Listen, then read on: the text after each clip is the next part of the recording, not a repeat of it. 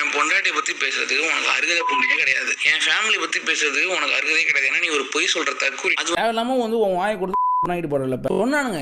அதாவது முன்னாடியே வந்துச்சு. அதாவது நீ வந்து அந்த சைல்டு ஃப்ரெண்ட்ஷிப்பா வச்சிருக்கான்லாம் வந்து முன்னாடி ஒரு நியூஸ் வந்துச்சு. பட் அதே விஷயத்த நான் வந்து எஸ் எஸ் எஸ் எஸ் அப்படி சொல்ல நான் இந்த வீடியோல பார்த்த மாதிரி இர்ஃபான் வந்து பிரியாணி மேன் வந்து கெட்ட வார்த்தையில வந்து திட்டியிருப்பாரு.